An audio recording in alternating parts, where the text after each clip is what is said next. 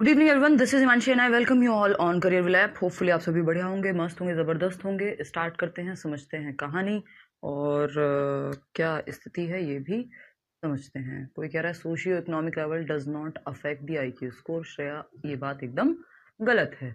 चलिए समझते हैं कहानी क्या है। हम कल बात कर रहे थे किस चीज़ की? हम बात कर रहे थे एक चीज़ की जो था इंटेलिजेंस का कॉन्सेप्ट, उस पर बेस्ड कुछ बातें। आज हम कुछ और छोटी छोटी बातें बुद्धि से रिलेटेड करेंगे और कुछ दो और थियरीज हैं, 1 फैक्टर और 2 फैक्टर, जिन पे हम चर्चा करने वाले हैं। उससे पहले एक कॉन्सेप्ट होता है बुद्धि से ही रिलेटेड, जिसको हम कहते हैं फ्लीन इफेक्ट। क्या बोलते हैं? फ्लीन इफेक्ट। फ्लाइन इफेक्ट कह देते हैं कई लोग हिंदी में, फ्लीन इफेक्ट कहते हैं हम इसको। क्या है भाई फ्लीन इफेक्ट? शायद कुछ लोगों को पता हो, शायद कुछ लोगों को ना भी पता हो। फ्लीन इफेक्ट, एक व्यक्ति थे, एक साइकोलॉजिस्ट कह लीजिए आप, जिन्होंने इस इफेक्ट को दिया है, जिनके नाम पे इस इफेक्ट का नाम पड़ा है। उनका नाम फ्लीन था और ये सरनेम था आई थिंक उनका, फ्लीन इफेक्ट या फ्लाइन इफेक्ट, हिंदी में कुछ भी लिख लीजिए। फ्लीन का प्रभाव या सिद्धांत भी आप इसको एक तरह से कह सकते हो। इन्होंने कहा नोट्स इस मंडे मिल जाएंगे भाई। इन्होंने कहा कि हर 10 साल में every decade we see increment और इंक्रीज इन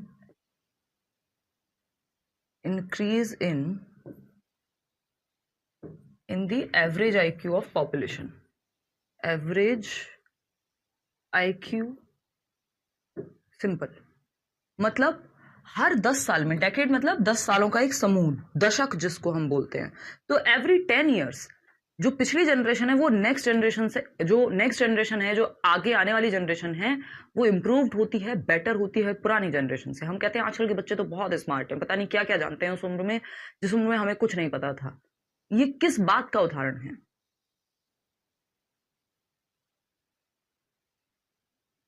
ठीक है जी, बहुत बढ़िया। सौम्या कह रही मैम आज मैं बीएड का प्रैक्टिकल देने गई थी, वहाँ पे सीटेट के पेपर की बात हुई तो सबने हिमांशु मैम की वीडियो लेट्स देख लो, सीडीपी की तैयारी हो जाएगी, पूरे कॉलेज में आपका नाम बज रहा था।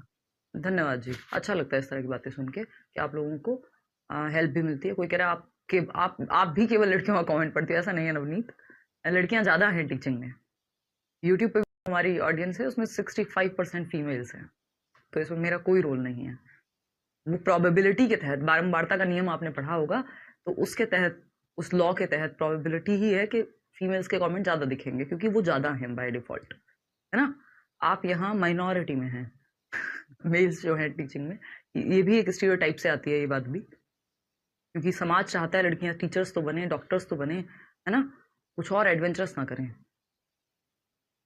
बट टीचिंग अपने आप में बहुत प्यारा प्रोफेशन है, तो आपको प्यार हो जाएगा इस बात से, चाहे आप घर वालों के कहने से आए हों टीचिंग में, लेकिन टीचिंग सच में बहुत प्यारा प्रोफेशन है ना।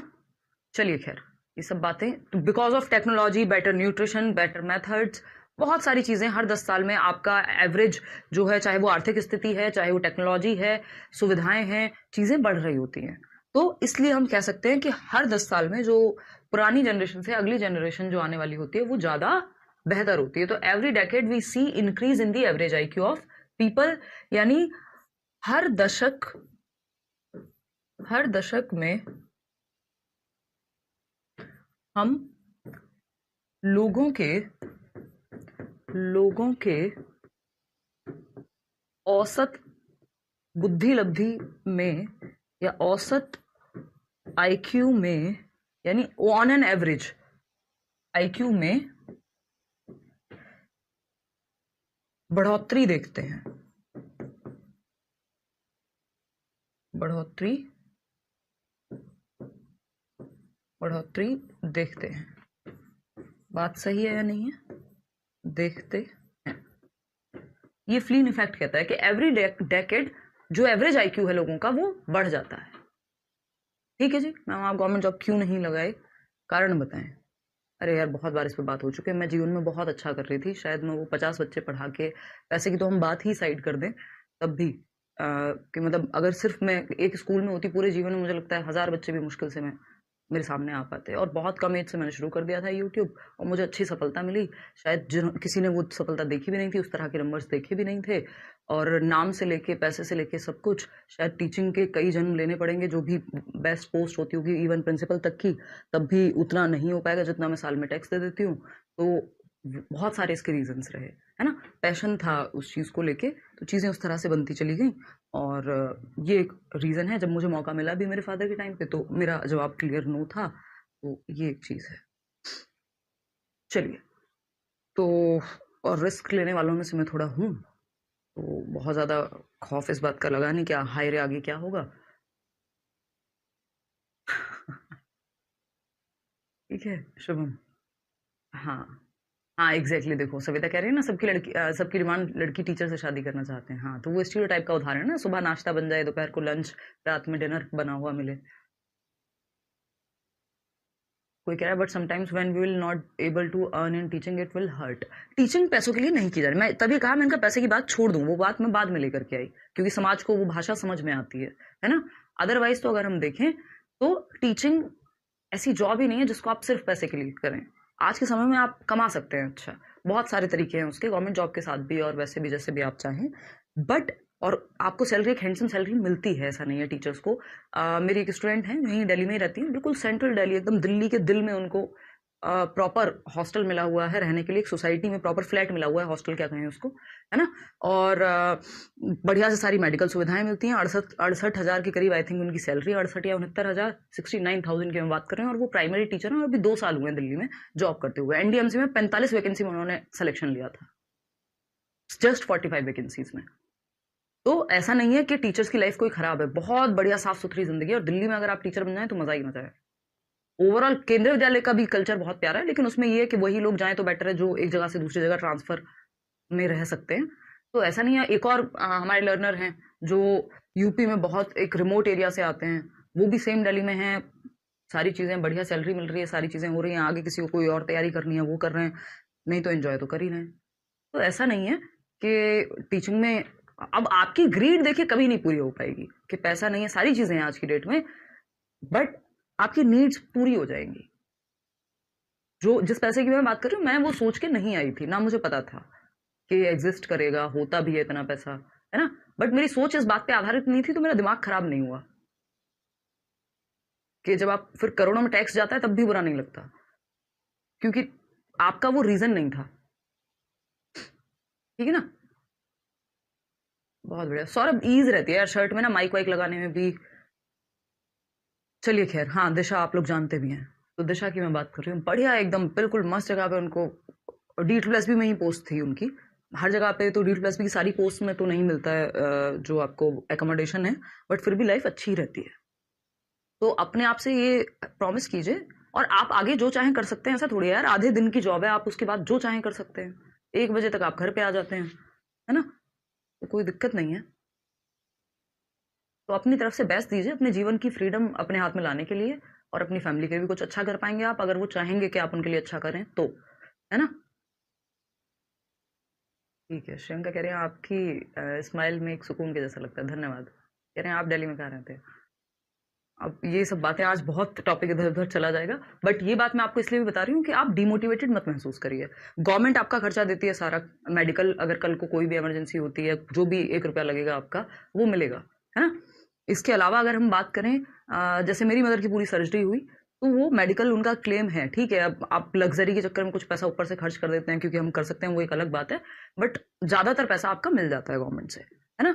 और वो अपने आप में बड़ी बात है अच्छे हॉस्पिटल्स में। दिल्ली की मैं बात बता रही हूँ, बाकी की स्टेट्स में तो आई थिंक नहीं है। केंद्रीय विद्यालय में भी मेडिकल क्लेम मिलता है, if I am not wrong तो, बट दिल्ली में तो एकदम सॉर्टेड है चीजें। आप बाकी स्टेट्स में जाते हो, 2-2 3-3 दिन लगते हैं आपको इलेक्शंस की ड्यूटी करके आने में। दिल्ली में सुबह जाके शाम को काम हो जाता है ना। तो और दिल्ली है तो दिल्ली में ही रहेगी पोस्टिंग, ऐसा नहीं है कि बहुत दूर दूर स्कूल्स नहीं मिलते, पास में मिल जाते हैं ज्यादातर। तो ये वाली चीजें, बहुत सारे रीजंस हैं। ऐसा नहीं है कि लाइफ अच्छी है, बस आप मेहनत तो एक बार अच्छे से कर लीजिए। वो 2 महीने, 6 महीने, 4 महीने, जितने की भी तैयारी, 1 साल की तैयारी आपकी, वो फिर आपको आगे हेल्प करेगी। और इस बार से तो बीएड वालों को हटा दिया है, तो प्राइमरी की अगर हम बात करें तो कॉम्पिटिशन थोड़ा कम देखने को मिलेगा, है ना।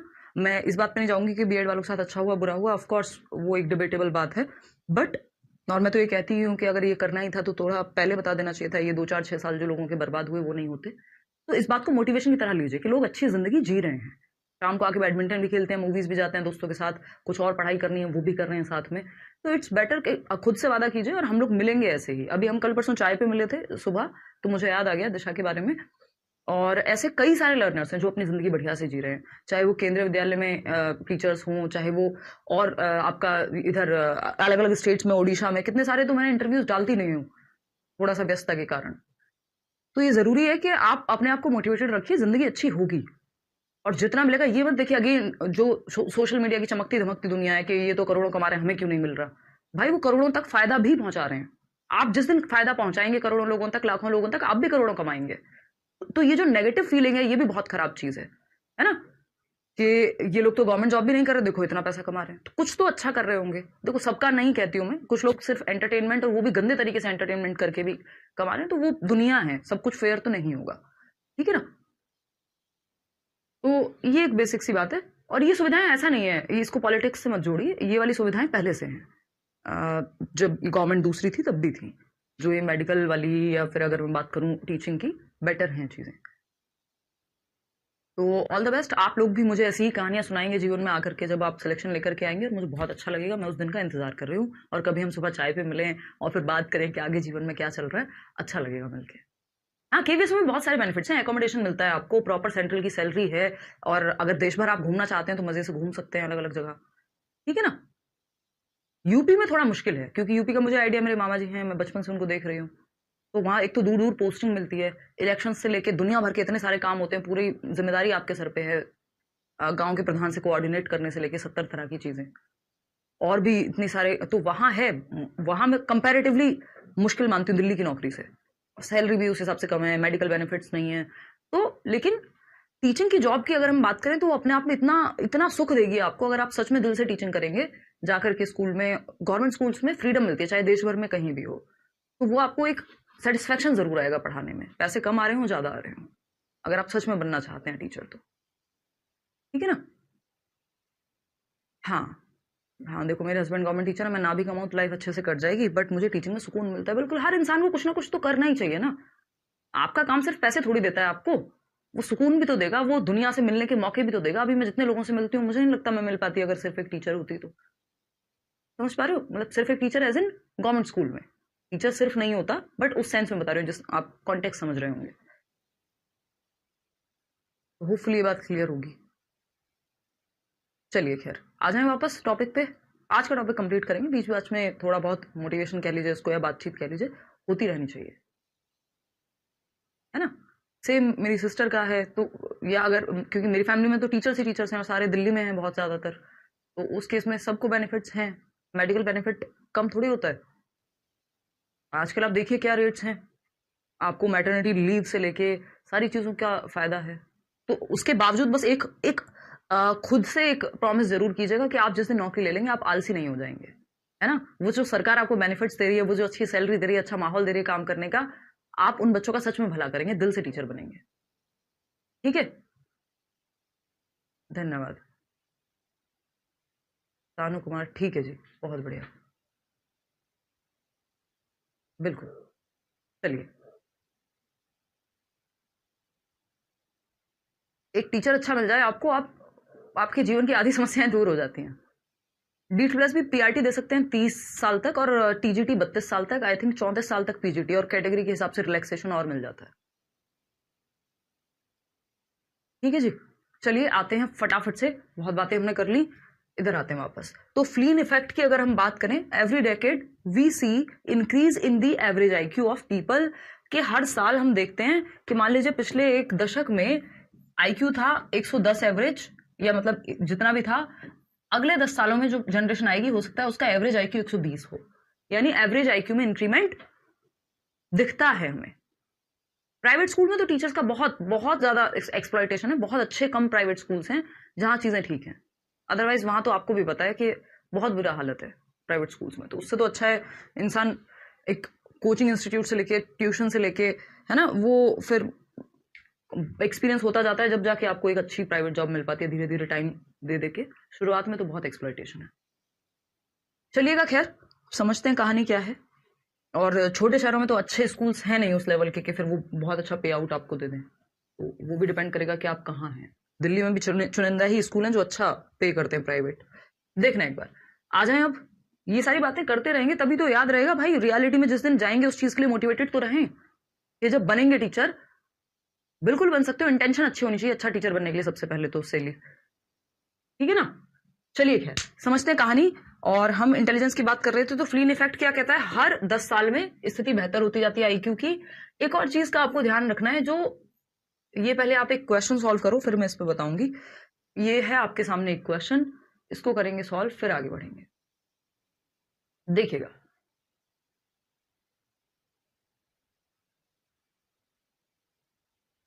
बहुत बढ़िया अंपू, ऑल द बेस्ट। हो सकता है बिल्कुल आशीष, बहुत बढ़िया। शिल्पी कह रही हूँ मैं प्राइवेट स्कूल में पढ़ाती हूँ फिर भी 100% देती हूँ अपना, क्योंकि बच्चों के बीच अच्छा लगता है और आपकी नॉलेज बेहतर हो जाएगी। ये आपको फिर आगे एग्जाम्स में भी मदद करेगी। जी दीप्ति, बहुत बढ़िया एहताशम।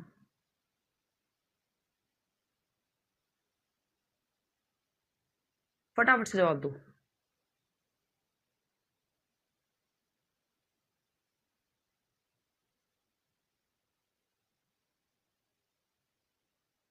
इस पे गीत कुछ नहीं कह सकते, वर्ग 2 की वैकेंसी कब निकलेंगी कोई आइडिया नहीं है ना, कोई ऑथेंटिक न्यूज नहीं है। Both of them score equally lovely कह रही हैं, बहुत बढ़िया। ए बी सी डी सब मिक्स जवाब दे रहे हैं। चलिए देखते हैं कहानी क्या है ना। देखते हैं क्वेश्चन क्या कहता है। One of the identical twin brothers is adopted by a socio-economically rich family and the other by a poor family. After 1 year, which one of the following may be most likely observed about their IQ score? यानी identical twins है। Identical twins आप समझते हैं same zygote से जन्म लेते हैं, बिल्कुल सेम दिखते हैं, सेम जेंडर होगा, दो जुड़वा बच्चे हैं, है ना, दो जुड़वा बच्चे हैं, बिल्कुल सेम दिखने चाहिए थे बट हमने चेंज कर दिया उनको। ठीक है जी, हल्का फुल्का अंतर तो देखो हो ही जाता है। तो ये आइडेंटिकल ट्विंस हैं, दो जुड़वा बच्चे हैं, इनमें से एक को अडॉप्ट कर लिया एक समृद्ध परिवार ने, है ना, और एक पुअर फैमिली के पास चला गया बच्चा, और एक है रिच फैमिली के पास, रिच फैमिली के पास, है ना। एक अमीर परिवार में रह रहा है और एक गरीब परिवार में, दोनों जुड़वा बच्चे थे, है ना। एक को अडॉप्ट कर लिया एक गरीब परिवार ने, और after 1 year which one of the following may be most likely observed about their IQ scores? लगभग 1 साल के बाद उनके IQ स्कोर के बारे में क्या पता लगेगा, बताइए। धनराज कह रहा है मैं वादा करता हूँ आपसे एक दिन टीचर बनके आपसे मिलने जरूर आऊंगा। मैं चाहती हूँ ये सारे वादे आप खुद से भी करें, ये जरूरी है, ये सिर्फ कहने की बातें नहीं है। खुद से प्रोमिस करिए, मुझसे करिए बेशक, अकाउंटेबिलिटी आती है एक, और उस चीज को पूरा करके दिखाइए। और जो लगे रहते हैं ऐसा नहीं है नहीं होता है, देखिएगा। बहुत बढ़िया आलोक, देखो हाँ, डी बी ए सब मिक्स आंसर दे रहे हैं। The boy with rich socio economic family will score greater than the boy with poor family. यानी अमीर सामाजिक आर्थिक परिवार वाला लड़का गरीब परिवार के लड़के से अधिक स्कोर करेगा। यानी जो रिच फैमिली वाला बच्चा है वो ज्यादा स्कोर करेगा। Both of them will score equally, यानी दोनों ही जो हैं वो सेम स्कोर करेंगे। या फिर the boy with poor family will score greater than the boy with rich socio economic family. यानी गरीब परिवार वाला लड़का जो है वो अमीर सामाजिक आर्थिक परिवार लड़के से ज्यादा स्कोर करेगा। या socio economic level does not affect the IQ score, बताइएगा एक बार। जीन सेम है मैम, रिजल्ट सेम होगा।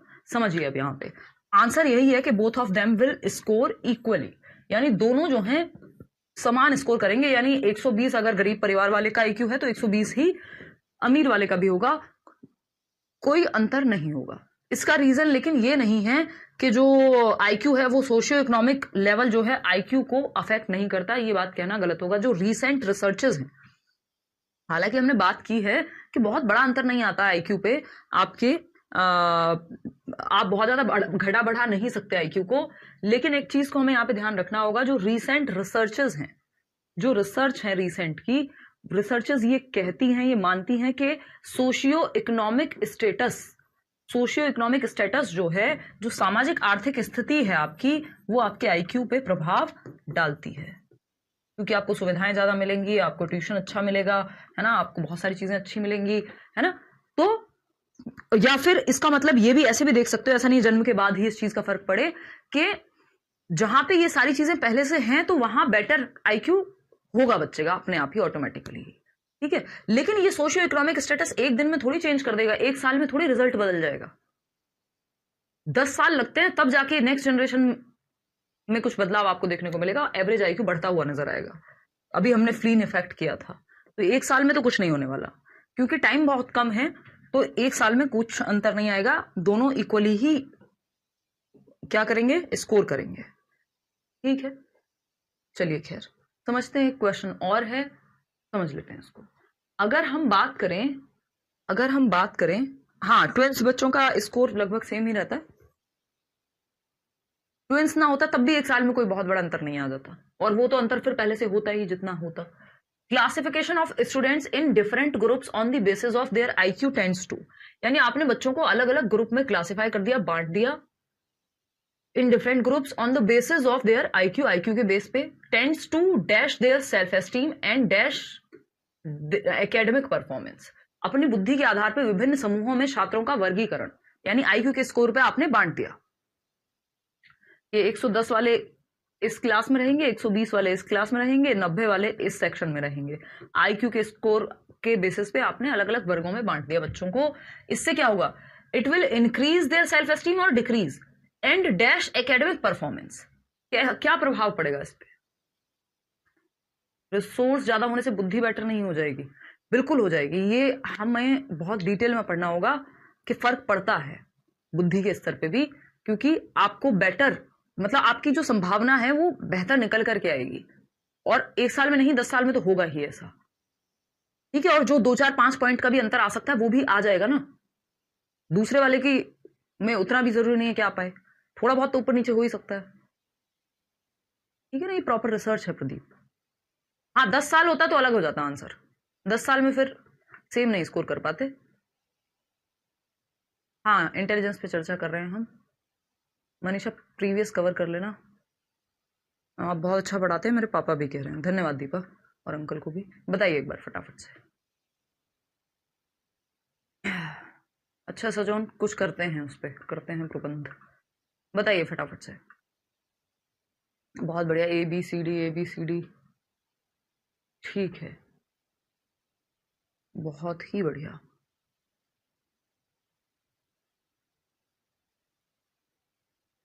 ठीक है। ऑप्शन 1 सीटेट क्लियर करने के बाद तैयारी करिए जम के, देश भर में जहां नौकरी मिल जाए टीचर की पहले वो ले लीजिए सरकारी, फिर अपने स्टेट में आ जाना या जो मन कर रहा हो उसके लिए, क्योंकि पहले नौकरी लेना जरूरी है, ज्यादा सिलेबस में अंतर होता नहीं है। देखिएगा समझते हैं कहानी क्या है। इंक्रीज होगा सेल्फ एस्टीम या डिक्रीज होगा, देखो दोनों ही डिक्रीज होगा, दोनों ही डिक्रीज होगा, क्योंकि ये बहुत अच्छा तरीका नहीं है कि आप बच्चे को आईक्यू के आधार पे बांट दें। सेल्फ एस्टीम होता है उसका खुद में विश्वास कि वो अच्छा कर सकता है। अब जब आपने या तो ज्यादा आईक्यू वालों को एक साथ रख दिया तो उनमें भी तो एक वो रहेगा ना कि हमने पता नहीं कितना आता है और बाकी बच्चे भी उतने ही इंटेलिजेंट है, तो जरूरी नहीं है उस कंपटीशन की भावना से उनका फायदा हो, उतना ज्यादा कंपटीशन ठीक नहीं है, ठीक। तो इससे क्या होगा, डिक्रीज होगी उनकी सेल्फ एस्टीम, दूसरे बच्चों को लगेगा यार हम तो बहुत कम हैं, तभी हमें डी सेक्शन में डाला है। और जब सेल्फ एस्टीम, खुद में विश्वास कम होगा तो एकेडमिक परफॉर्मेंस भी कम हो जाएगी, चाहे आईक्यू क्यों ना ज्यादा हो, क्योंकि आपस में जब इतना कंपटीशन हो गया तो जो ज्यादा ला सकता था नंबर वो भी हो सकता है कि ना ला पाए, तो दोनों ही चीजों में कमी होगी, इसलिए आईक्यू के आधार पर बांटना कोई बहुत अच्छी चीज नहीं होती, ठीक है जी। चलिए खैर आगे बढ़ते हैं, समझते हैं कहानी क्या है। 2 थियरीज हैं छोटी छोटी जो हमें समझ लेनी चाहिए, सिंगल फैक्टर और 2 फैक्टर थियरी, ठीक है। सिंगल फैक्टर और 2 फैक्टर थियरीज ऑफ इंटेलिजेंस, देखते हैं कहानी क्या है। सिंगल फैक्टर या 1 फैक्टर, यूनिफैक्टर भी कह देते हैं इसको, यूनिफैक्टर थियरी ऑफ इंटेलिजेंस, यूनी यानी सिंगल, यूनिफैक्टर, एक, यूनी का मतलब 1 हो जाता है, यूनिसेक्स कपड़े आते हैं आजकल, मतलब क्या है कि एक ही है दोनों सेक्स के लिए या सभी सेक्स के लिए, है ना, अदर जेंडर हो एंड ऑल। तो यूनिफैक्टर इंटेलिजेंस यानी एक तत्व सिद्धांत, बुद्धि का एक तत्व सिद्धांत, बुद्धि का एक तत्व सिद्धांत, बुद्धि का एक तत्व सिद्धांत।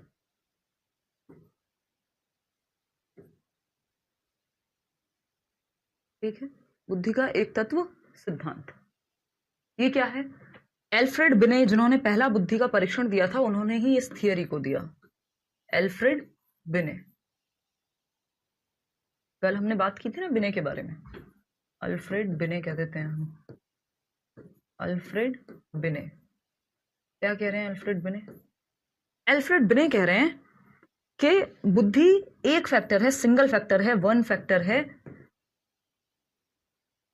और ये लॉजिकल एबिलिटी जैसा दिखता है, यानी आपके अंदर एक तार्किक क्षमता होगी तो आप बुद्धिमान हैं, अदरवाइज आप नहीं हैं। और ये सिंगल फैक्टर जो है, अगर आप मैथ्स में अच्छे हैं तो आप ज्योग्राफी में भी अच्छे होंगे, अगर आप ज्योग्राफी में अच्छे हैं तो साइंस में भी अच्छे होंगे, अगर आप साइकिल चलाने में अच्छे हैं तो आप बाजा बजाने में भी अच्छे होंगे। ये ऐसी सी बात थी। आज के समय में सुन के आपको लग रहा होगा क्या बेवकूफी है, ऐसे थोड़ी होता है। जो म्यूजिक में अच्छा है मैथ्स में अच्छा होगा जरूरी थोड़ी है ना। यही बाद में लोगों ने आके कहा, इनको क्रिटिसाइज करते हुए। आज के समय में ये थियरी काम नहीं करती, लेकिन उस समय में करती थी कि भाई जरूरी नहीं है जो व्यक्ति म्यूजिक में अच्छा है, स्पोर्ट्स में अच्छा है, अगर विराट कोहली स्पोर्ट्स में अच्छे हैं, जरूरी नहीं है कि वो एकेडमिक्स में भी उतने ही अच्छा कर पाते, बिल्कुल गिफ्टेड लेवल पे। मैं ये नहीं कह रही हूं बुरे होंगे, या हम सचिन तेंदुलकर की कहानी सुनते हैं, या मैं ये नहीं कह सकती कि doctor APJ Abdul Kalam cricket में भी उतने अच्छे होंगे जितने वो साइंस में थे, क्योंकि बुद्धि कोई एक फैक्टर नहीं हो सकता। लेकिन इन्होंने कहा नहीं, बुद्धि तो एक फैक्टर होता है भाई। तो इनकी थियरी के अनुसार क्या है, बुद्धि एक फैक्टर है। अगर आप मैथ्स में अच्छे हैं, साइंस में भी होंगे, साइंस में अच्छे हैं, आप सब में अच्छे ही होंगे, बुरे हैं तो सब में बुरे होंगे। यानी या तो बुद्धि आप में है या तो नहीं है। ठीक है ना।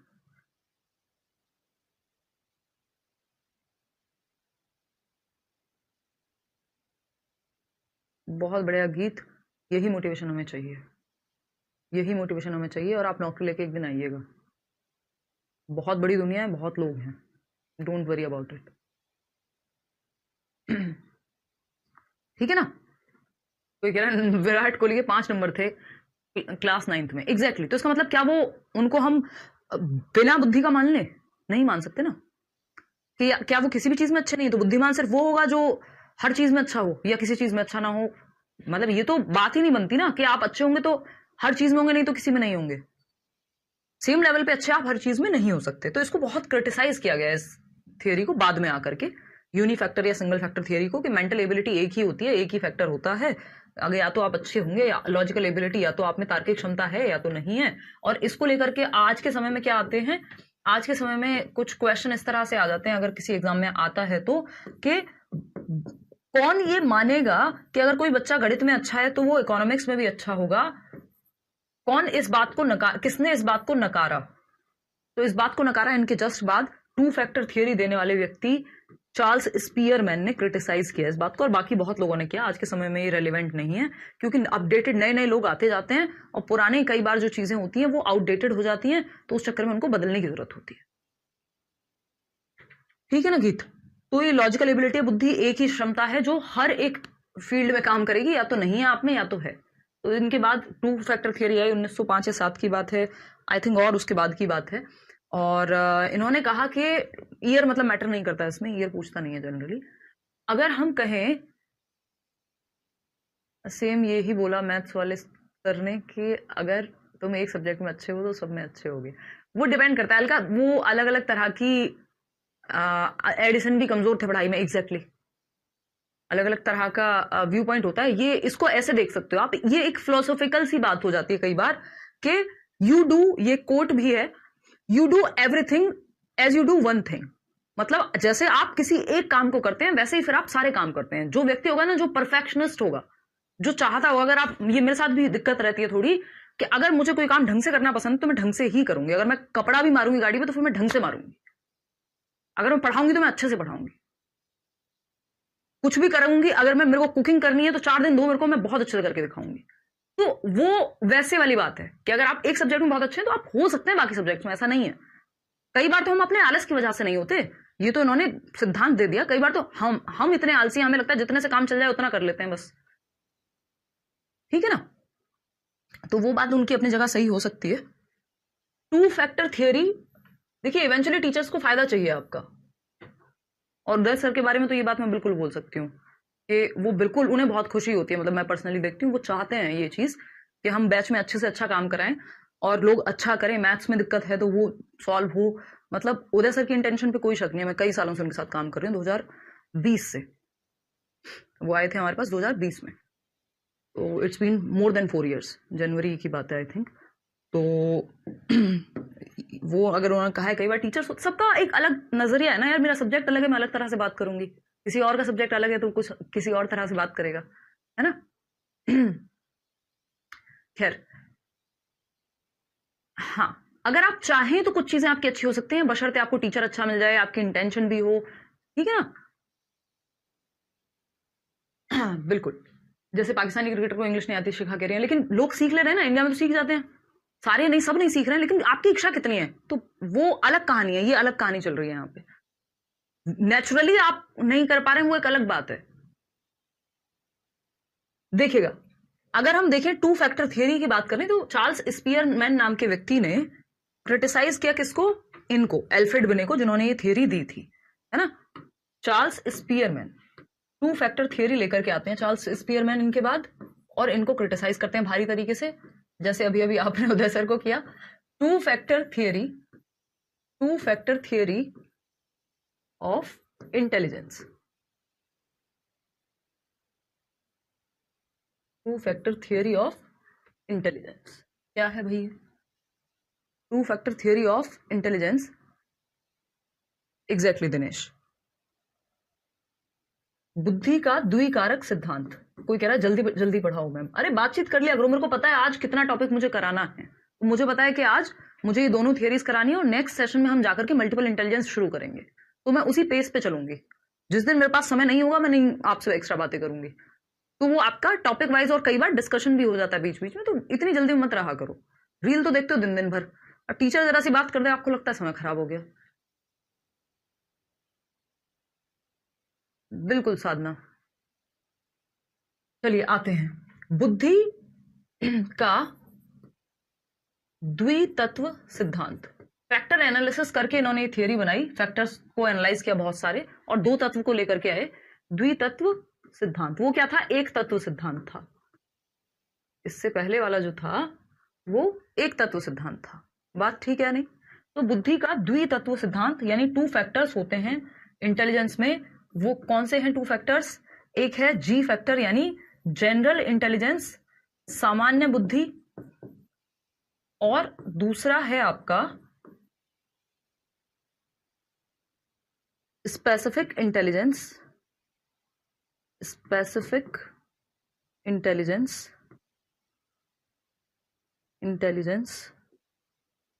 ठीक।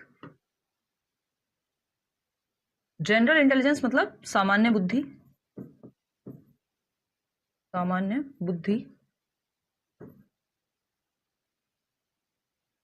और स्पेसिफिक इंटेलिजेंस यानी विशिष्ट बुद्धि। तो ये दो तत्व दिए इन्होंने बुद्धि के, और कहा कि बुद्धि इन दोनों को जोड़ के बनती है, जनरल प्लस स्पेसिफिक को मिलाकर के आपकी इंटेलिजेंस बनेगी। यूनिफैक्टर थियरी एल्फ्रेड बिने ने दी है। हाँ एग्जैक्टली, मैं खुद नहीं टाइम खराब करती हूँ, जब मैं बातें करती हूँ तो इसका मतलब वो बातें मददगार हैं थोड़ी बहुत। साइली सही कह रहे हो आप क्लियर है बात, एग्जैक्टली सुदेश। चलिए खैर देखते हैं कहानी क्या है। जनरल इंटेलिजेंस यानी सामान्य बुद्धि, और इन्होंने कहा एक फैक्टर नहीं भाई, दो फैक्टर हैं। अब वो कौन से दो फैक्टर हैं उस पर भी चर्चा कर लेंगे। जी और एस फैक्टर को मिलाकर के इंटेलिजेंस बनती है। क्या है ये, देखते हैं कहानी, समझते हैं। इन्होंने कहा एक फैक्टर तो ऐसा है जो इनबॉर्न है आप में, जो जनरल फैक्टर है, चार्ल्स स्पीयरमैन की माने अगर, तो जनरल फैक्टर आपका स्पीयरमैन अमेरिकी थे ये भी, चार्ल्स स्पीयरमैन की अगर हम माने तो वो कह रहे हैं जो जी फैक्टर है, जो जनरल फैक्टर है, वो आपका हेरिडेटरी होता है, यानी आनुवांशिकता से ज्यादा प्रभावित होता है ना। आपके जेनेटिक्स से ज्यादा प्रभावित होता है। अगर आपका जी फैक्टर अच्छा होगा तो आपका एस फैक्टर, जिसको सीखा जा सकता है ट्रेनिंग के माध्यम से, वो भी बेहतर हो जाएगा, है ना। इस पे ट्रेनिंग वगैरह का प्रभाव पड़ता है, लेकिन जितना बेहतर आपका जी फैक्टर होगा। जी फैक्टर क्या है? जनरल इंटेलिजेंस, सामान्य बुद्धि तत्व है आप में एक। यानी अगर आपको हेरिडिटी से कुछ क्षमता मिली है कि आप स्पोर्ट्स में अच्छा कर पाएंगे, जैसे फॉर एग्जांपल विराट कोहली ही है ना। और अगर हम बात करें आपकी बुद्धि को एक स्तर मिला है आपकी बुद्धि का, ठीक, तो अगर आप स्पोर्ट्स में अच्छा, अब आप देखेंगे विराट कोहली क्रिकेट में बेहतरीन करते हैं, लेकिन उनको फुटबॉल खेलते हुए भी देखेंगे तो फुटबॉल भी अच्छा खेल रहे हैं, लेकिन स्पेशलाइजेशन क्या है? क्रिकेट है। तो एक जनरल फैक्टर है कि स्पोर्ट्स एबिलिटी उनमें ज्यादा है, और उसकी वजह से जब उनको ट्रेनिंग मिली किसी एक गेम में, स्पोर्ट्स में, तो उन्होंने अच्छा किया। तो स्पेसिफिक फैक्टर या स्पेशल फैक्टर क्या बन गया उनके लिए? क्रिकेट बन गया। वहीं अगर हम देखें तो स्पोर्ट तो वो कोई भी खेल लेंगे और नॉर्मल आदमी से तो अच्छा ही खेल लेंगे। इसका मतलब कि उनकी जनरल एबिलिटी अच्छी है, कि अगर कोई पढ़ाई में अच्छा होता है तो हम देखते हैं कि यार नंबर मिला जुला के सब में अच्छे ही ले आता है, लेकिन किसी एक सब्जेक्ट में बहुत अच्छा हो सकता है। तो एक जनरल एबिलिटी है जो हेरिडेटरी है, जो आपको मिली है, और एक है स्पेसिफिक एबिलिटी, स्पेशल एबिलिटी भी कह देते हैं कई लोग, विशिष्ट बुद्धि, जो किसी एक पर्टिकुलर क्षेत्र में, किसी एक पर्टिकुलर फील्ड में आपको अगर ट्रेनिंग मिल जाए तो उसको इंप्रूव किया जा सकता है, बशर्ते आपकी जनरल इंटेलिजेंस, जो जनरल तत्व है, वो आपका अच्छा होना चाहिए। उसकी वजह से आप बहुत सारी चीजें, स्पेसिफिक चीजें अच्छी कर सकते हैं। ट्रेनिंग, प्रैक्टिस, एफर्ट, ये सब स्पेसिफिक फैक्टर पे काउंट होता है, जनरल फैक्टर पे प्रभाव नहीं पड़ता इस चीज का। जितनी अच्छी जनरल एबिलिटी होगी उतना बेहतर आप बाकी फील्ड्स में भी कर सकते हैं, ठीक है। फॉर एग्जाम्पल आप मुझे इस सवाल का जवाब दीजिए। यहां विराट कोहली फुटबॉल खेल रहे हैं और साइना नेहवाल क्या खेल रही हैं? बैडमिंटन खेल रही हैं। कौन सा फैक्टर जो है वो जी फैक्टर है और कौन सा एस फैक्टर है? बताइए, कौन सा फैक्टर जी फैक्टर है और कौन सा एस फैक्टर है? बताइए। जो चार्ल्स स्पीयरमैन के 2 फैक्टर हैं उनमें से कौन सा फैक्टर कौन सा है, ये बताना है आपको। क्लास का टाइम आपका 5 बजे हो जाएगा, मंडे से शाम को 5 बजे आपकी वाली क्लास चला करेगी, मंडे से। ये आज लास्ट क्लास है, देखिएगा फटाफट से जवाब दीजिएगा।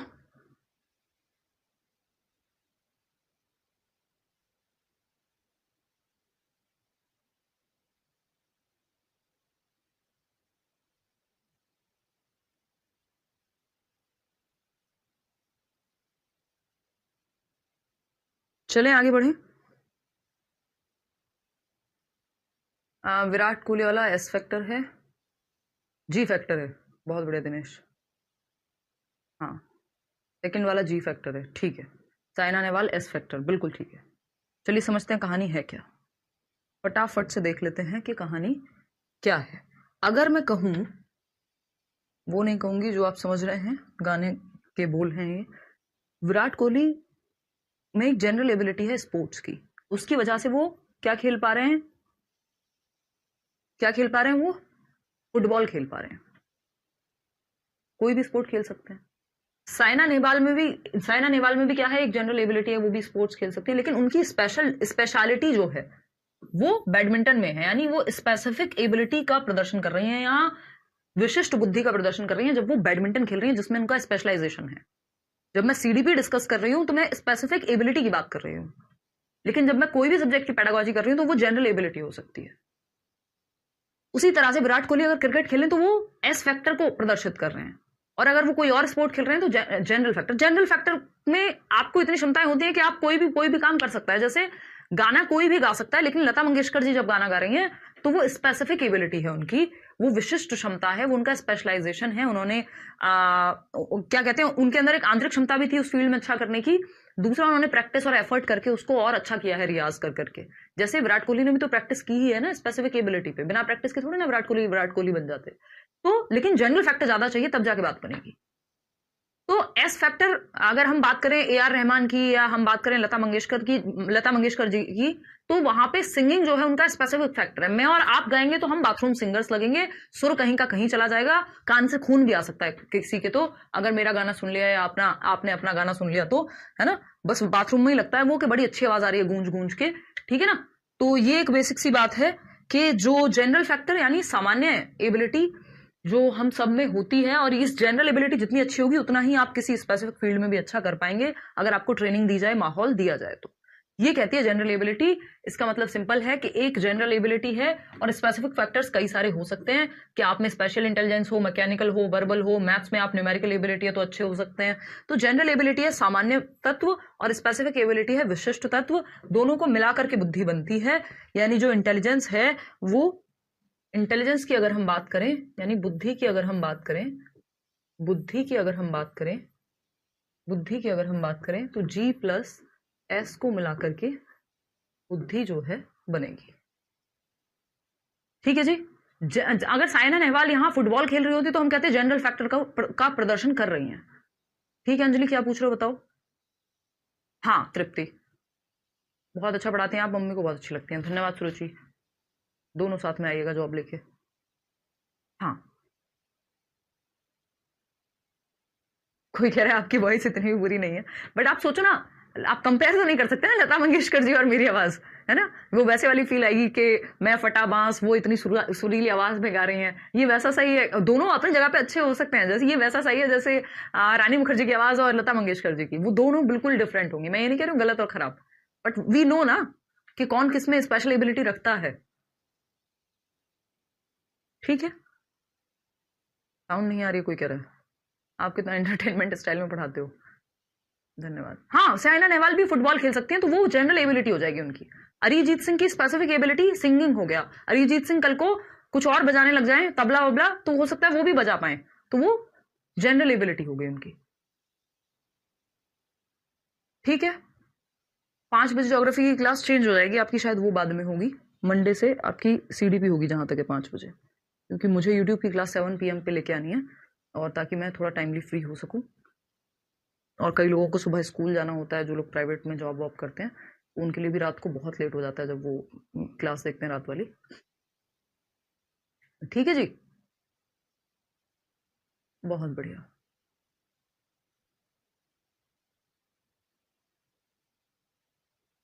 चलिए बहुत बढ़िया। और कोई दिक्कत कुछ भी है पूछने को। हाँ, जब मैं CDP पढ़ाऊं तो स्पेसिफिक, जब हिंदी पैसेज पढ़ाओ तो जनरल कह सकते हैं बिल्कुल।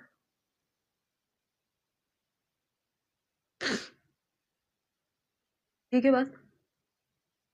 हाँ, डांस भी कर सकते हैं अरिजीत सिंह, लेकिन सिंगिंग उनकी स्पेसिफिक एबिलिटी है, डांस करना जनरल एबिलिटी हो जाएगी। भाई वो काम कोई भी कर सकता है, लेकिन जो स्पेशलाइज्ड पर्सन है उस चीज को लेके, उसके अंदर वो स्पेसिफिक एबिलिटी है, वो विशिष्ट तत्व है। जनरली तो कोई भी कुछ भी कर ही लेगा ना, लिख तो कोई भी सकता है, लेकिन एक व्यक्ति जो कैलीग्राफर है, जो इतना सुंदर लिखता है मोतियों की तरह। अपनी आवाज को रिकॉर्ड करके सुनती हूँ तो डर जाती हूँ। मंतशा, इतना भी सच नहीं बोलना था। 4 ईयर से आपको फॉलो कर रही हूँ, सुधा कह रही हूँ, धन्यवाद। ठीक है राहुल, समझ में आ गया, बहुत बढ़िया। नींद भाग जाती है आवाज सुन के आपकी, चलिए धन्यवाद। हाँ 5 PM जहां तक है कंफर्म ही है, मैंने टीम को बोल दिया है आज। हाँ, नोट्स देंगे, बिल्कुल देंगे, होपफुली मंडे को दे देंगे। चलिए आगे बढ़े।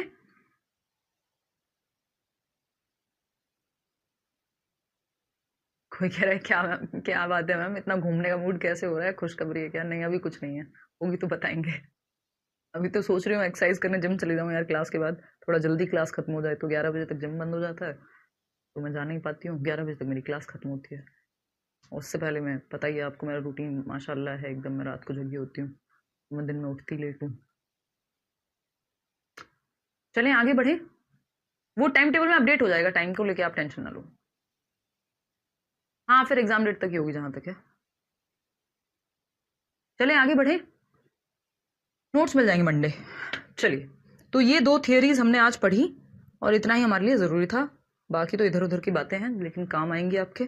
ठीक, एक थियरी और है, ट्रायआर्किक थियरी ऑफ इंटेलिजेंस बोल देते हैं, आजकल पेपर में नहीं पूछी जाती, पूछी तो ये दोनों भी नहीं जाती, बट आपको एक आइडिया होना चाहिए, क्योंकि इन सबको क्रिटिसाइज किया है, जो थियरी हम मंडे पढ़ेंगे, गार्डनर की थियरी है ना। ट्रायआर्किक थियरी ऑफ इंटेलिजेंस, स्टर्नबर्ग है, ये स्टर्न नहीं है जिन्होंने IQ का कॉन्सेप्ट दिया था, उनसे अलग है, ये तो 2008-10 की थियरी है, बहुत रिसेंट थियरी है। स्टर्नबर्ग की त्रिबुद्धि सिद्धांत कह देते हैं, ट्रायआर्किक त्रिबुद्धि सिद्धांत, बस जान लो, क्योंकि एक आध बार आया हुआ है क्वेश्चन, अदरवाइज आता नहीं है अब। ठीक, इसको मैं PCA से याद कराती थी बहुत सालों पहले से। PCA, PCA बोले तो प्रैक्टिकल 3 प्रकार की बुद्धि इन्होंने बताई है स्टर्नबर्ग ने। ट्रायआर्किक मतलब ट्रायो बोलते हैं ना हम, एंड ट्राई मतलब बाय मतलब 2, ट्राई मतलब 3। तो ट्रायआर्किक थियरी जो है स्टर्नबर्ग की, इसमें है 3 टाइप्स ऑफ इंटेलिजेंस जो ट्रायआर्किक थियरी है। ट्रायआर्किक थियरी ऑफ इंटेलिजेंस, बुद्धि की 3 तत्व सिद्धांत। PCA, P for practical intelligence, तो एक प्रकार है प्रैक्टिकल इंटेलिजेंस।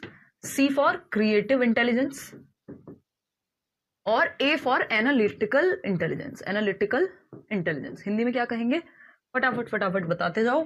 प्रैक्टिकल यानी प्रायोगिक बुद्धि। इस प्रायोगिक को कई लोग एक्सपेरिमेंटल बोल देते हैं, है ना, बट इसको एक्सपेरिमेंटल लिख सकते हो, एक्सपीरियंशियल मत लिख देना। कॉन्टेक्सचुअल भी बोल देते हैं इसका दूसरा नाम, यानी वो लोग जो होते नहीं है जुगाड़ू लोग, कुछ भी फटाफट से स्ट्रीट स्मार्ट जुगाड़ करके कुछ ना कुछ कर देते हैं।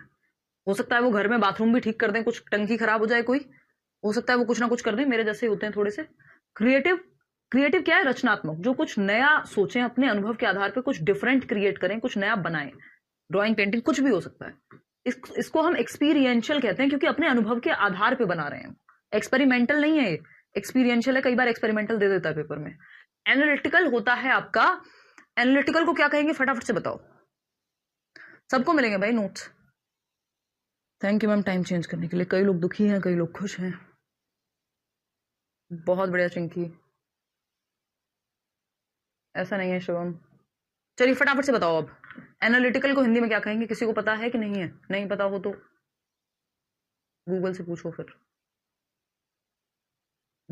हर किसी में कुछ ना कुछ तो विशिष्ट बुद्धि होती है, इसका मतलब ये है, बट बशर्ते आपको वो मौका तो मिला हो, बशर्ते, हाँ विश्लेषणात्मक प्रतिमा, सही कह रहे हो, बशर्ते आपने वो ट्रेनिंग मिली हो, आपको उस तरह का माहौल मिला हो, है ना। तो हम क्या कहेंगे इसको, एनालिटिकल यानी विश्लेषणात्मक बुद्धि, विश्लेषण करने की क्षमता, यानी पढ़ाई लिखाई में आप अच्छे होंगे, है ना। विश्लेषणात्मक बुद्धि, इसको कॉम्पोनेंशियल कह देते हैं अंग्रेजी में। कॉम्पोनेंशियल यानी कॉम्पोनेंट्स को जोड़ के समझने की क्षमता है, तो ये स्टडीज में अच्छा होगा व्यक्ति। प्रैक्टिकल इंटेलिजेंस वाला जुगाड़ू होगा, थोड़ा इंजीनियर भी बन सकता है ना, मैकेनिक भी बन सकता है। क्रिएटिव इंटेलिजेंस वाला पेंटर से लेके म्यूजिशियन से लेके कुछ भी बन सकता है। कॉम्पोनेंशियल वाला एकेडमिक्स में अच्छा होगा, है ना, एकेडमिक्स में अच्छा होगा यानी पढ़ाई लिखाई में अच्छा होगा। तो ये 3 प्रकार हैं, सिंपल सी बात है, और इसमें इतना ज़्यादा डीप में आपको जाने की जरूरत नहीं है। कंपोनेंट्स को जोड़ करके बनाई जाती है एनालिटिकल, जिसमें आपकी इवेल्युएट करने की चीज़ों को एनालाइज करने की क्षमता। क्रिएटिव वाले को वो नई चीज़ें जोड़ के कुछ नया बनाएगा, उसके अंदर इंसाइट्स आएंगे यानी कुछ आइडियाज़ आएंगे। प्रैक्टिकल इंटेलिजेंस जो एवरीडे टास्क होते हैं वो बहुत अच्छे से डील कर लेते हैं ये। तो ये सिंपल सी बात है, ठीक है। नहीं नोट्स पढ़ना ज़रूरी नहीं है अगर आप क्लास अच्छे से ले रहे हैं, ठीक है। चलिए फिर आज के लिए हम इतना ही रखें। Which of the following supports the role of environment can be used as alternative to assess intelligence except, यानी बुद्धिमत्ता को जांचने का कौन सा एक तरीका हो सकता है किसी एक को छोड़ के, फटाफट से बताना। कोई कह रहा है 2 बजे का टाइम कर दो, 2 बजे का तो नहीं कर पाएंगे, फटाफट से बताना। बीएड के एग्जाम है, कोई बात नहीं उसके बाद कर लेना, 5 बजे क्लास होती है। Got it. I understand. देखना एक बार।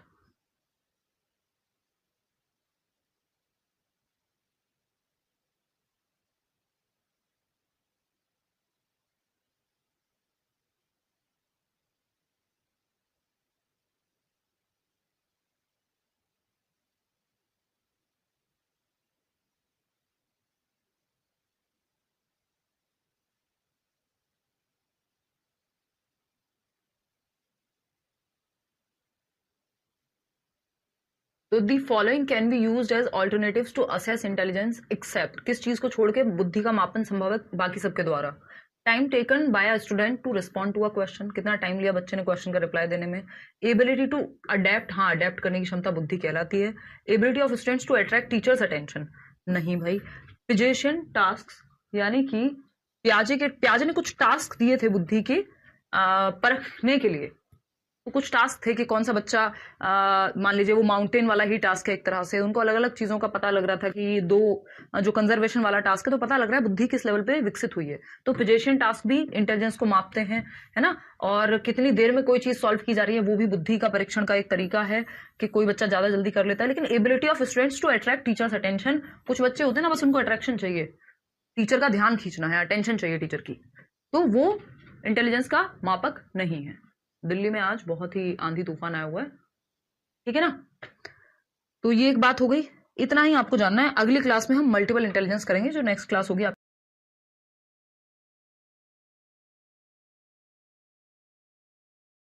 मंडे।